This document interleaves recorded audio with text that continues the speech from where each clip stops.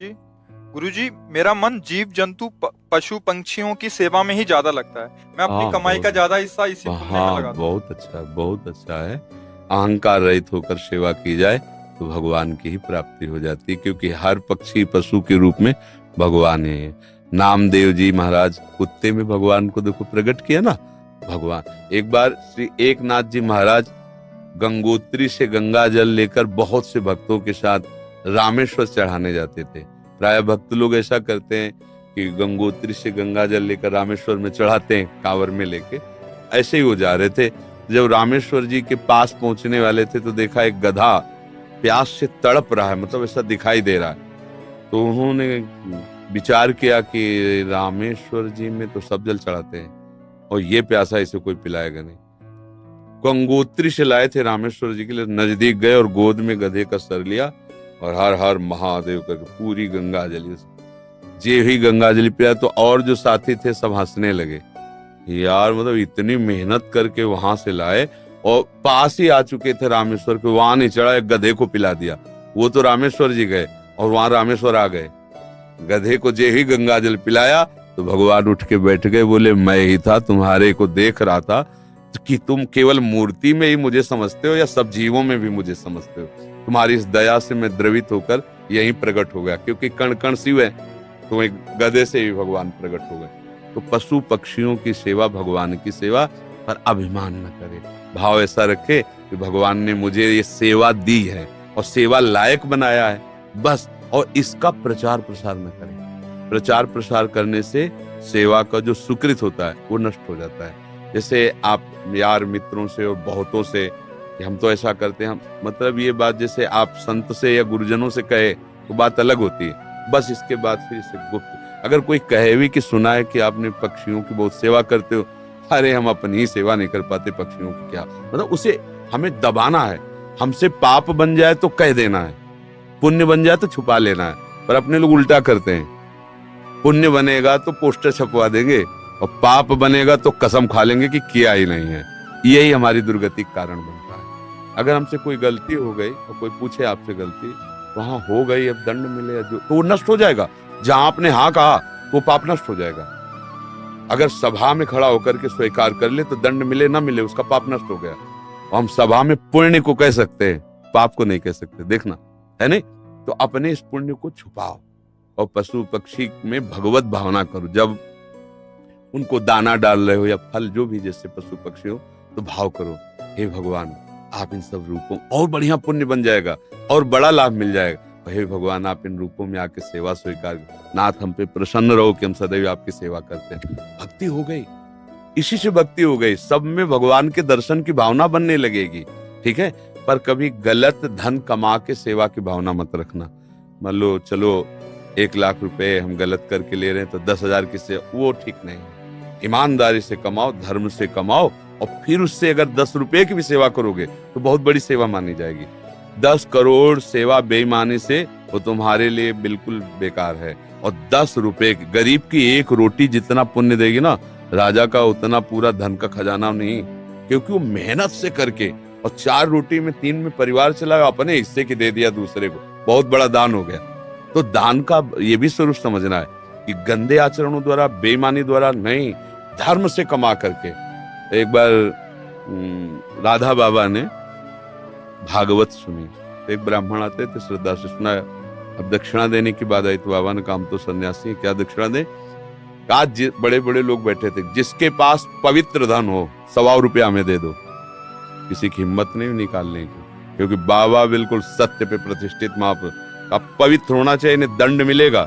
किसी की हिम्मत, एक घास खोदने वाला बगीचे में जो काम करता है दौड़ के आया, बाबा हमारा पवित्र है। वह कैसे तेरा पवित्र? बोले घास खोदता हूँ, मुझे कोई 1,000-2,000 ले मिलते, 100 रुपया तो हम दे देंगे। बोले हाँ तू दे। 100 रुपया लिया, पंडित जी को दे के, ये है दक्षिणा। हाँ, ये 100 रुपया 100 करोड़ की बराबरी बिल्कुल नहीं हो सकती। वो 100 करोड़ बेकार, वो 100 रुपया अच्छा। धर्म से कमाओ और धर्म से सेवा करो, ये भगवत। डॉक्टर हिमांशु सूरी जी, बठिंडा, पंजाब से। महाराज जी, मेरा ये प्रश्न है, क्या ऐसे महापुरुष जिनका गोलोक वास हो चुका है, उन्हें गुरुदेव रूप में धारण किया जा सकता है? एवं अगर किया जा सकता तो कैसे? 7 वर्ष की आयु से ही संकीर्तन सम्राट स्वामी श्री मुकुंद हरि जी महाराज जी के भाव भजन गा रहा हूँ और उनसे बहुत प्रेरित और उन्हीं को अपना गुरु माना है। तो उनके वचनों का पालन करो, वो जो आज्ञा किए हैं जीवन में कभी तो बोले ही है ना। हाँ, उनके उपदेश पकड़ लो और जो नाम कीर्तन वो कर रहे थे वही नाम कीर्तन करो, वही नाम जप करो। जो भगवत प्राप्त महापुरुष हैं वो थे, है, रहेंगे, तीनों में बराबर होते हैं। ये भूत भविष्य वर्तमान काल जीव के लिए है, जो ईश स्वरूप होते हैं उनके लिए नहीं।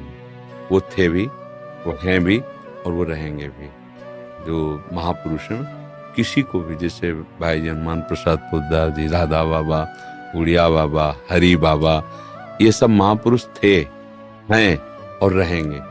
अब आप तदाकार करो तो उनसे बात भी हो सकती है। मिलन, जब भगवान से बात हो सकती है तो भगवत स्वरूप ही तुम आत्मा है ना। हाँ, तन्मयता धारण करो। उनके भजनों की रिकॉर्डिंग की जैसे है, उपदेश नहीं होता। हाँ, मतलब सब संतों का एक ही कथन है, संसार के चिंतन से अपने चित्त को बचा के भगवान के चिंतन में लगाना। बस बार बार नाम जप करो। जो भी नाम कीर्तन करते हैं ना, वो नाम कीर्तन पकड़ लो, अंदर से जपो, उसी का कीर्तन करो और उनको गुरु मान लो। हो गई बात, समझ रहे? और संतों का संग करते रहो, जिनसे आपका मन मिले, जिनकी बात सुनकर आपको अच्छा लगे और हृदय शीतल हो जाए, उन संतों के वचन प्रगट में सुनते रहो और नाम और गुरु भाव उधर रख लो। मनोज कुमार दिल्ली से। सतगुरुदेव भगवान, आपके चरणों में कोटि कोटि प्रणाम।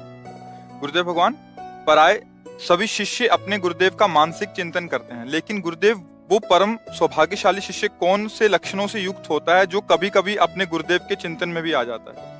जिसका अस्तित्व खत्म हो जाता है वो कभी कभी नहीं, वो गुरुदेव में ही हो जाता है।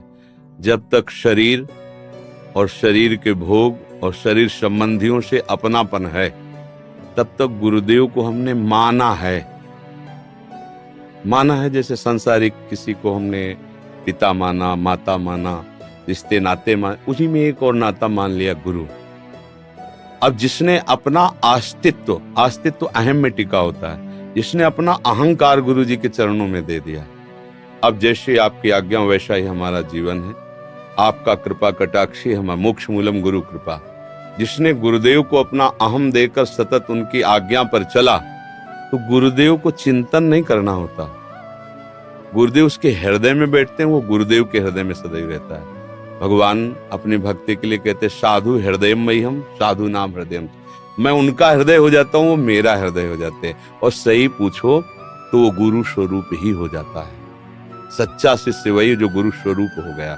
जैसे प्रियालाल जिसको अपना परिचय दे देते हैं तो प्रियालाल मैं हो जाता है, उसमें कोई अंतर नहीं। जानत तुम्हें हो जाए, सोई जाने जेहि देहु जनाई। जिसे वो जना देते हैं वो उन्हीं के मैं हो जाता है। ऐसे गुरुदेव का सच्चा शिष्य वही है जो गुरु स्वरूप हो जाता है। सांसारिक राग, सांसारिक भोग, सांसारिक चिंतन रहित, सदैव गुरु के बताए हुए नाम मंत्र में तल्लीन है, वही गुरु का स्वरूप हो जाता है। गुरु निष्ठा, नाम निष्ठा, धाम निष्ठा, इष्ट निष्ठा, ये बड़ी दुर्लभ बातें हैं, किसी बिरले के हृदय में आती है। और ये निष्ठा आ गई तो निश्चित वो उसी को प्राप्त हो जाता है जिसकी जो, जैसे अभी हमारी शरीर निष्ठा है सबकी, तो हमें भोग की चाह है, मान की चाह है, प्रियता है, संसार सारा प्रपंच है। और जिस दिन भगवान निष्ठा आ गई तो सारा प्रपंच खत्म हो गया, भगवत निष्ठा आ गई। भगवान के चरणारविंद में आसक्ति प्रेम, या प्रियालाल के चरणारविंद में आसक्ति प्रेम। पहले तो समझना है कि इष्ट और गुरु केवल कहने को दो शब्द हैं, पर्यायवाची, दो नहीं है। वही लाडली ही अपने रस का विस्तार करने के लिए हमारे जैसे शब्द बोलने वाला रूप धारण करके हमको समझाती हैं। हमारे आचार्य, हमारे गुरुदेव हमारी लाडली ही है, दूसरा कोई नहीं। गुरुदेव ही लाडली है, लाडली ही गुरुदेव है, दूसरा कोई उनको कौन जान सकता है? वही जान सकते हैं। तो वही आके अपना परिचय देते हैं आचार्य रूप में, गुरु रूप में, भगवत प्रेमी महात्माओं के रूप में। देखने को ढांचा पंच भौतिक होता है, अंदर हृदय सिंहासन पर युगल